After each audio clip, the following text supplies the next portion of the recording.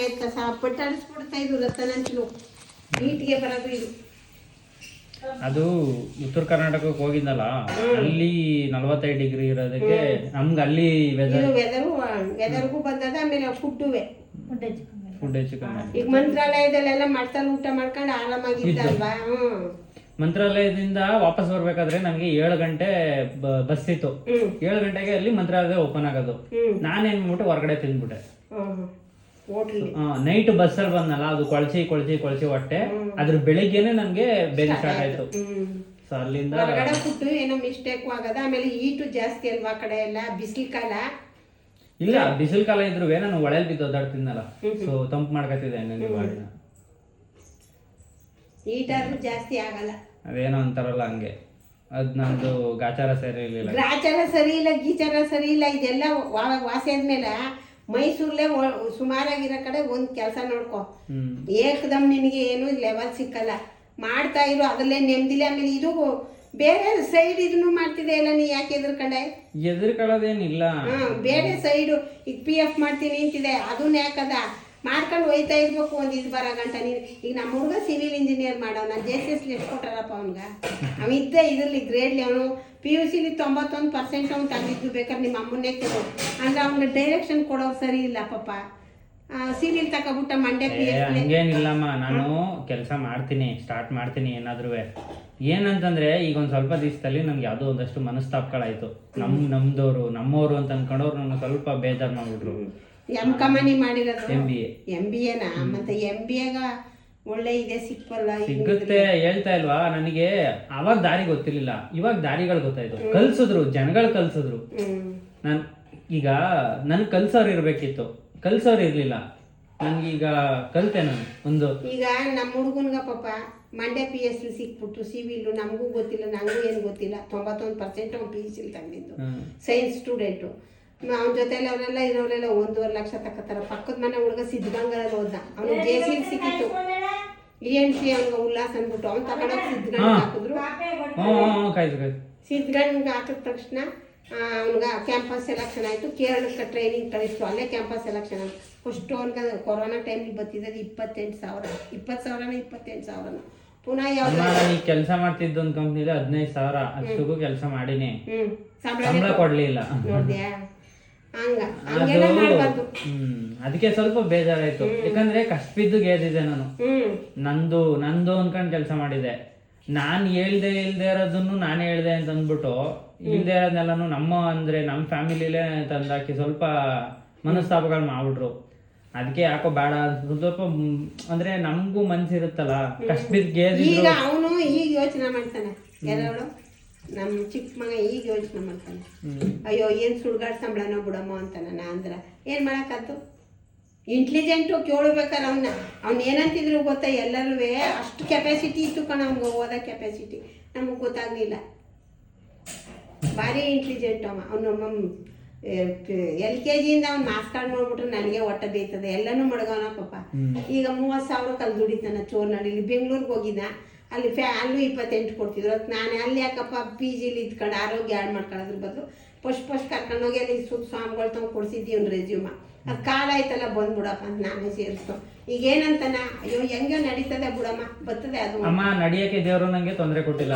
ಯೂಟ್ಯೂಬ್ಲಿ video ಮಾಡ್ತೀನಿ ಆಯ್ತಾ, ಅದ್ರಲ್ಲೇ 20,000-30,000 ಗಂಟೆ ಬರ್ತದೆ. ಅದಲ್ಲದೆ PF ಡಿಪಾರ್ಟ್ಮೆಂಟ್ ಅಲ್ಲಿ ವರ್ಕ್ ಮಾಡ್ತೀನಿ. ಅದೇ ಯೂಟ್ಯೂಬ್ ಚಾನಲ್ ಒಂದು ವಿಡಿಯೋ ಹಾಕಿದ್ರೆ ಡೈಲಿ 100 ಜನ ಕಾಲ್ ಮಾಡ್ತಾರೆ. ನಾನೇ 5-6 ಜನ ಕೆಲಸ ಕೊಟ್ಟಿನಿ ಆಯ್ತಾ. ಅದಲ್ದೇನೆ ಇನ್ನು ನನ್ಗೆ ನನ್ನ ವಿಡಿಯೋಗಳಿಗೆ ನೋಡ್ಕೊಂಡು ಪ್ರಮೋಷನ್ ಮಾಡಿ ಅಂತಾರೆ. ಒಂದೊಂದು ಪ್ರಮೋಷನ್ ಮಾಡ್ಕೊಟ್ರೆ 5,000 ರೂಪಾಯಿ ಕೊಡ್ತಾರೆ. ದೇವರು ನಮ್ಗೆ ತಲೆ ಚೆನ್ನಾಗಿ ಕೊಟ್ಟವನೆ. ನಾನ್ ಎದ್ರಿದ್ ಏನಕ್ಕೆ ಅಂತಂದ್ರೆ, ಒಂದ್ 5 ನಿಮಿಷ ಇರಮ್ಮ, ಏನೋ ಮಾತಾಡ್ತಾ ಇರ್ಬೇಕಾದ್ರೆ ಮಧ್ಯ ಮಾತಾಡ್ಬಾರ್ದು. ಏನೋ ಒಂದ್ ಮಾಡು, ಹೋಗತ್ತಾಗೆ ಮಾತಾಡ್ತಾ ಇರ್ವೇಲಿ.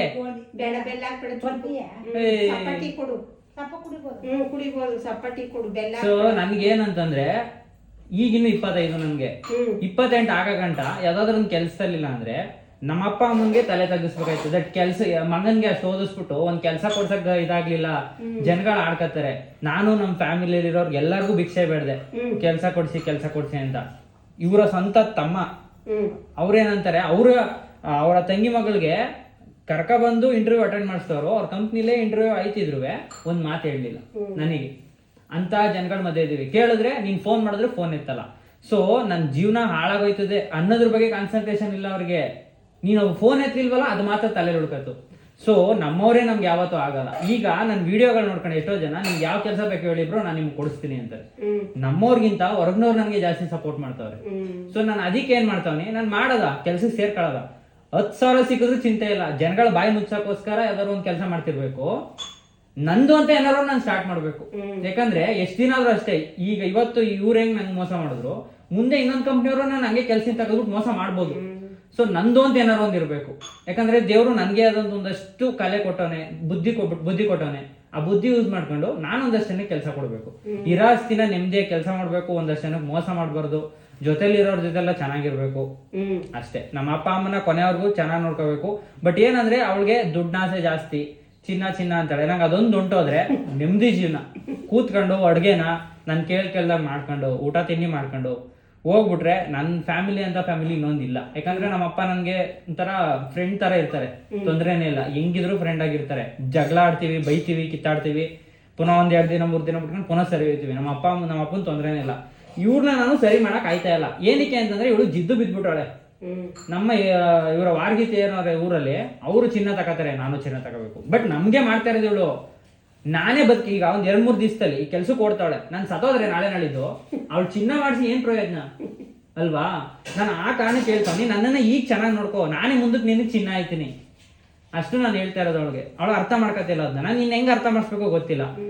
ಕೆಲವು ತಂಗಳು ಸಾರುಗಳು, ಸೊ ಇವ್ರು ಆ ಕಾಲದಲ್ಲಿ ತಿಂತಿದ್ರು, ಇವ್ರಿಗೆ ಅಷ್ಟು ಪೊಟೆನ್ಶಿಯಲ್ ಇತ್ತು, ಚೆನ್ನಾಗಿತ್ತು. ನಮ್ಗಳಿಗೆ ಇಲ್ಲ, ಹುಷಾರ್ ತಪ್ತೀವಿ. ಅದಕ್ಕೆ ನಾನೇನ್ ಮಾಡ್ತೀನಿ, ಚೆನ್ನಾಗಿ ಬಿಸಿಯಾಗಿ ಮಾಡಕ್ ಮಮ್ಮಿ. ನಮ್ಗೆ ದೇವ್ರು ಅಷ್ಟು ಕಷ್ಟ ಕೊಟ್ಟಿಲ್ಲ, ವೇಸ್ಟ್ ಆಗೋಯ್ತೆ ವೇಸ್ಟ್. ನಮಗೆ ನಮ್ಮ ಮನೇಲಿ ಬೇಜಾರಾಗೋದು ಒಂದೇನು ಅಂತಂದ್ರೆ, ತಿನ್ಬೇಕು ಅಂತ ತಿನ್ನೋದ್ಕಿಂತ ವೇಸ್ಟ್ ಆಗೋಯ್ತೆ ಅಂತ ತಿನ್ನೋದು ಜಾಸ್ತಿ. ನನಗೆ ಅದಿಷ್ಟ ಇಲ್ಲ. ವೇಸ್ಟ್ ಆದ್ರೂ ಪರವಾಗಿಲ್ಲ, ಆರೋಗ್ಯವಾಗಿ ತಿನ್ಬೇಕು. ಇಷ್ಟೇ ತಿನ್ಲಿ, ಆರೋಗ್ಯವಾಗಿ ತಿನ್ಬೇಕು. ಅದನ್ನ ಅವಳಿಗೆ ಅರ್ಥ ಮಾಡ್ಸಕ್ ಆಯ್ತಾ ಇಲ್ಲ ನನ್ನ ಕೈಯಲ್ಲಿ. ಹಾಸ್ಪಿಟ್ಲಿಗೆ ಸೇರಿದ್ಲು, ಡಾಕ್ಟರ್ ಹತ್ರ ಕೆಲಸ ಮಾಡಿದ್ಲು, ಅದೇನ್ ಕಲ್ತ್ಲೋ ಗೊತ್ತಿಲ್ಲ. ದುಡ್ಡು ಬರ್ತದೆ ಅನ್ನೋದೊಂದು ಕಲ್ತ್ಲು, ಇನ್ನೇನು ಕಲೀಲಿಲ್ಲ. ಯಾವ ತರ ಕಲ್ಸೋದು ಅಂತ ಗೊತ್ತಿಲ್ಲ. ಒಂದಿನ ಕೂರಿಸ್ಕೊಂಡು ಬಾಮಂಗ್ನೆ ಅಂತಂದ್ಬಿಟ್ಟು ತೊಡೆ ಮೇಲೆ ಮಲಗಿಸ್ಕೊಳ್ಳೋದು, ಕೈ ತುತ್ತು ತಿನ್ಸೋದು, ಪ್ರೀತಿಯಿಂದ ನೋಡ್ಕೊಳ್ಳೋದು, ಒಂದ್ ದಿನಾನು ಮಾಡಿಲ್ಲ. ನನ್ನ ಫ್ರೆಂಡ್ಸ್ಗಳು ಅವ್ರ ಅಪ್ಪ ಅಮ್ಮ ಇನ್ನೂ ದೊಡ್ಡವರಾದ್ರೂ ಕೈ ತುತ್ತು ತಿನ್ನಿಸ್ತಾರೆ. ಏನಕ್ಕೆ? ಅವ್ರ ಅಪ್ಪ ಅಮ್ಮ ಅಂತ ತಾನೆ ಎಲ್ಲೇ ಹೋಗಿದ್ರು ವಾಪಸ್ ಬರ್ಬೇಕು ಅಂತ ಅನ್ನಿಸ್ಬೇಕು ತಾನೆ. ಹಂಗ್ ಬರ್ಬೇಕು ಅಂತ ಅನ್ಸರಿ ಇವ್ರು ಏನಾದ್ರು ನಮ್ಗೆ ಕೊಡ್ಬೇಕು ತಾನೆ. ನಾನು ಅದನ್ನೇ ಬೇಡ್ಕೊಳ್ಳೋದು ಒಂದೇನೆ. ಮಕ್ಕಳು ಅಂತ ನಾವ್ ಇದೀವಲ್ವಾ, ನಾವ್ ಏನಾದ್ರು ಮಾಡ್ತೀವಿ. ನಮ್ಮ ಮೇಲೆ ನಂಬಿಕೆ ಇಲ್ಲ ಅಂದ್ರೆ ಬೇಕಾದ್ರೆ ನೀವೇ ದುಡ್ಕೊಂಡು ಏನೋ ಮಾಡಿ. ನಮ್ಮ ಮೇಲೆ ನಂಬಿಕೆ ಇಟ್ಟು ನಮ್ಮನ್ನ ಚೆನ್ನಾಗಿ ನೋಡ್ಕೊಳ್ಳಿ ಒಂದು ಏಜ್ ಬರೋ ತನಕ. ನಾನಂತೂ ದೇವ್ರನ್ನ ಹೇಳ್ತೀನಿ, ನಾನು ಇಲ್ಲಿ ಇವ್ರ ಜೊತೆಲಿ ಇರ್ಲಿಲ್ಲ ಅಂದ್ರು ಕೊನೆವರೆಗೂ ಎಲ್ಲೇ ಇದ್ರು ಇವ್ರನ್ನ ಚೆನ್ನಾಗಿರೋ ಥರನೇ ಮಾಡ್ಬಿಟ್ಟು ಹೋಗೋದು. ಯಾಕಂದ್ರೆ ನನಗೆ ಮನೇಲಿ ಇರೋಕೆ ಇಷ್ಟ ಇಲ್ಲ, ಸುತ್ತಾಡ್ತಿರ್ಬೇಕು. ನಾನೊಂಥರ ಬೆಟ್ಟದ ಜೀವಿ. ನನಗೆ ಸುತ್ತಮುತ್ತ ಪರಿಸರ ಇರಬೇಕು, ಜನಗಳ ಜೊತೆ ಮಾತಾಡಬೇಕು, ಹೊಸ ಹೊಸ ಜಾಗಗಳು ನೋಡಬೇಕು. ಅದರಿಂದನೇ ನನಗೆ ದುಡ್ಡು ಬರ್ತದೆ. ಸೊ ಅದು ನನ್ನ ಸ್ಕಿಲ್ಲು. ನಾನು ಇನ್ನೇನು ಮಾಡಲಿ.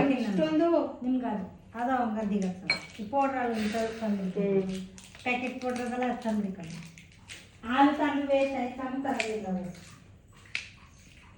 ನಾನು ಒಂದೊಂದ್ಸತಿ ಕೂಗಾಡ್ಬಿಡ್ತೀನಿ. ದಟ್ ಆ ಟೈಮ್ಗೆ ನಮಗೂ ಅಷ್ಟೇ ಒಂದೊಂದ್ಸತಿ ಟೈಮ್ ಕೊಡೋಕ್ಕಾಗಲ್ಲ ಇವ್ರುಗಳಿಗೆ. ಏನು ಮಾಡೋಕ್ಕಾಗಲ್ಲ. ಈಗಿನ ಜನ್ರೇಷನ್ ಇರೋದೇ ಹಂಗ. ಈಗ ನನ್ನ ಮನ್ ಬೇರೆ ಈಗ ಚಿಕ್ಕವ ಬಂದನ ಬರೋದೇ 9 ಗಂಟೆ ಇತ್ತ. ಬಂದೇನು ಮಾಡ್ಲೇಮ್ಮ ಅಂತ ನಂಗಂದ್ರೆ ಅಲ್ಲೇ ಕೆಲಸ ಮಾಡ್ತಾನವ.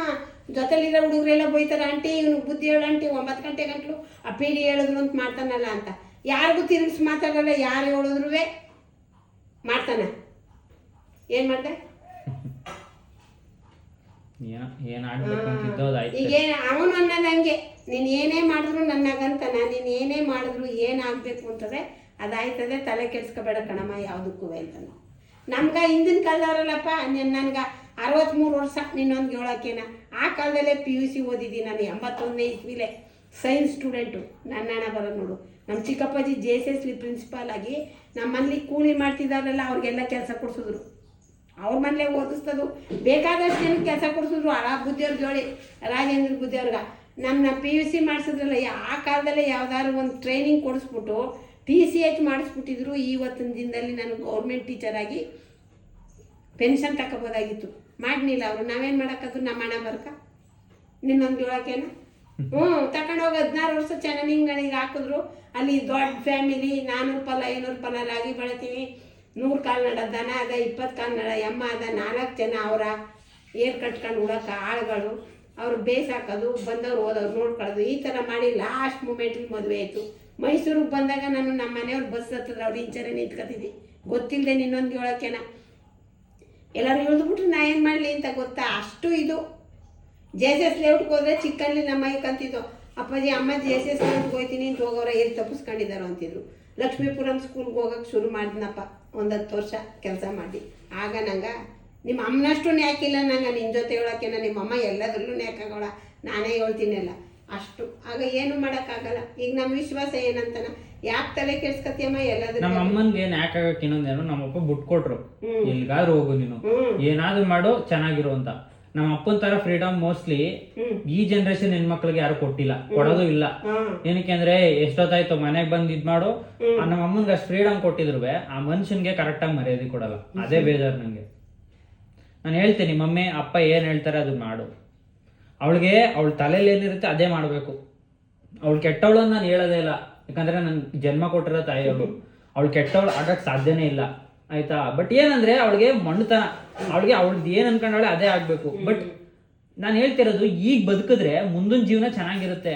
ನಾವು ಮುಂದಿನ ಜೀವನಕ್ಕೋಸ್ಕರ ಈಗ್ಲಿಂದಾನೇ ಸಾಯ್ತಾ ಹೋಯ್ತು ಅಂತಂದ್ರೆ ಮುಂದಿನ ಜೀವನ ಇರುತ್ತೆ ಇಲ್ಲೋ ಗೊತ್ತಿಲ್ಲ. ಈಗಲೇ ಬೇರೆ ದೇಶದಲ್ಲೆಲ್ಲ ಯುದ್ಧ ಮಾಡ್ಕೊ ಸಾಯ್ತಾವ್ರೆ, ನಾಳೆಗೆ ಸೋತೋದ್ರೆ ಇವಳೆಲ್ಲ ಕಷ್ಟ ಬಿದ್ದು ಸಂಪಾದನೆ ಮಾಡಿ ಏನ್ ಪ್ರಯೋಜನ ಆಯ್ತು? ಅಯ್ಯೋ ನಮ್ಮ ವಿಶ್ವಾಸನ್ನೇ ನಾನು ಏನಂತೀನಿ ಗೊತ್ತಾ, ಒಂದೊಂದು ದಿನಕ ಯಾಕಮ್ಮ ಬೇಜಾರಾಗಿ ಕೂತಿದೆ ಅಂದ್ರೆ ಏನಕ್ಕೆ ಹೇಳ್ಕೊಳಕಪ್ಪ ವಿಶ್ವಾಸ, ನಿನ್ನ ಸಾಯಗಂಟ ಒಂದು ತನ್ನ ನಾ ಸತ್ತೋದ್ರೆ ಚೆಂದಾಗಿ ಒಪ್ಪ ಮಾಡ್ಬಿಡೋದ್ರೆ ಏನಂತಾನ ಗೊತ್ತಾ, ನನ್ನ ನೀನೇ ಒಪ್ಪ ಮಾಡ್ತೀನಿ, ನಿನ್ನ ನಾನೇ ಒಪ್ಪ ಮಾಡ್ದಲ್ಲ ಯಾರು ಕಂಡಿದ್ದಾರಮ್ಮ ಅಂತ ನಂಗೆ ಅಂತನಮ್ಮ. ಈಗ ನಮ್ಗೆ ನನ್ಗೂ ನಿಜವಾಗ್ಲೂ ನಂಬಿಕೆ ಇಲ್ಲ, ಯಾಕಂದ್ರೆ ನಾವು ಹೋಗೋ ಜಾಗಗಳು ಸರಿ ಇಲ್ಲ. ಅವ ಹಂಗೆ ಅನ್ನೋದು. ನಾನು ಹೋಗೋ ಜಾಗಗಳು ಹೆಂಗಿರ್ತವೆ ಅಂದ್ರೆ ನಾನು ವಾಪಸ್ ಬರ್ತೀನಿ ಅನ್ನೋ ಗ್ಯಾರಂಟಿನೇ ನಂಗಿಲ್ಲ. ಪ್ರತಿ ಸತಿ ಹೋಗ್ಬೇಕಾದ್ರೂ ಯಾವ್ದಾದ್ರು ಒಂದು ಬುಕ್ಕಲ್ಲಿ ಏನಾದ್ರು ಬರ್ದ್ಬಿಟ್ಟು ಹೋಗ್ತೀನಿ. ಇಫ್ ಇನ್ ಕೇಸ್ ನಾನು ವಾಪಸ್ ಬಂದಿಲ್ಲ ಅಂದ್ರೆ ಅದನ್ನ ನೋಡ್ಬಿಟ್ಟು ನಾನು ವಾಪಸ್ ಬರ್ತೀನಿ ಅಂತ ನನ್ ಕಳ್ಳಿ ಅಂತ. ಎಷ್ಟೇ ದೂರಕ್ಕೆ ಹೋದ್ರು ಒಂದು ಬುಕ್ಕಲ್ಲಿ ಬರ್ದ್ಬಿಟ್ಟು ಹೋಗಿರ್ತೀನಿ. ಅವತ್ತೊಂದು ಡೇಟ್ ಬರ್ದ್ಬಿಟ್ಟು, ಒಂದೇ ಒಂದು ತಪ್ಪೇನಂದ್ರೆ ಕೇದಾರ್ನಾಥ್ಗೆ ಹೋದಾಗ ಬರ್ದ್ಬಿಟ್ಟು ಹೊರಗಡೆ ಇಟ್ಬಿಟ್ಟಿದೆ, ಅದನ್ನ ನೋಡ್ಬಿಟ್ಟು ಹಳೆ ಕೆರಿಕೊಬಿಟ್ಟಿದ್ರು.